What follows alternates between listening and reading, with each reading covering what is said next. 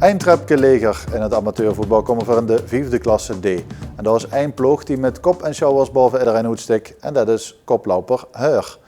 Zij lieten geen steken vallen. Afgelopen weekend wonnen ze met 4-0 van Eindse Boys. Wie deed de concurrentie het? Spannend was het ook, waar de nummer 4 toespeelde tegen de nummer 2. Maasgouw ontving Roggel. En Maasgouw kwam al na 5 minuten met enig fortuin op voorsprong. Dankzij 2 fantastische acties van Roggelspits Fons Bouten was de ruststand 1-2. Keeper Marvin Verkoelen had geluk dat het hier geen 1-3 werd bij deze gevaarlijke corner van Roggel. Dat op zoek ging naar de winnende treffer. Lange bal aannemen en penalty. Davy Luijs scheidt ongeroet en Roggel kreeg de kans vanaf 11 meter om de wedstrijd te beslissen. Nog een keer de lange bal. Luijs met de aanname op de borst. Ja, en hij wordt dan geraakt door een van de verdedigers van Maasgouw. En dan kreeg hij zelf de kans om de wedstrijd in het slot te gooien. Daar komt de aanloop en over. Ja, ze zeggen wel Dukker dat ze beter zelf de penalties niet kunnen nemen als de overtreding op zich gemaakt is. En dat gaat hier eens te meer weer op. Betekent wel dat de wedstrijd spannend bleef. Hij gaat langzaam de vlotfase in, maar daar komt de kans van Maasgouw. En nu dan? En van de Liegold. Dus Roy Peters de goed opstaat te letten en hij verklumpt een tegentreffer. Maar deze wedstrijd is nog allesbehalve beslist. Weer zo'n lange bal. En dan is de bal veilig in de hein van de keeper van Roggel. Aan de andere kant, hoogstandje van Luc Bonen en dan het afstandsshot. En dat is van Thijs van Bochut. Spectaculair en ins op de sloef, maar het shot miste de goede richting.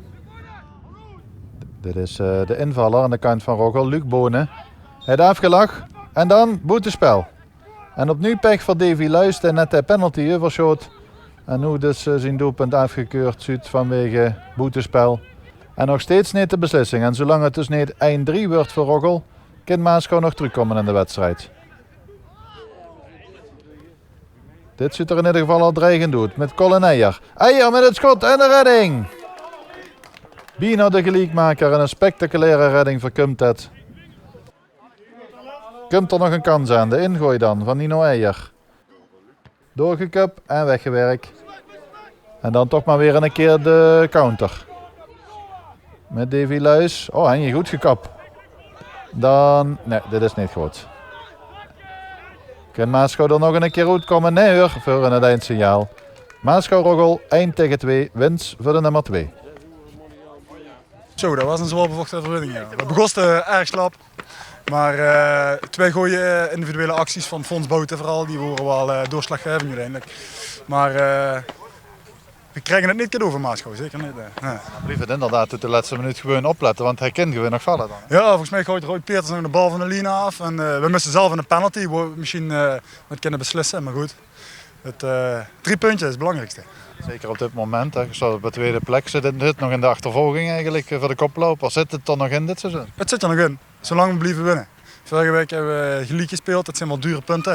Ik verwacht niet dat Heur heel veel zal verliezen, dus, maar goed, zolang we blijven winnen, tweede plek voor de promotie is ook schoon, denk ik.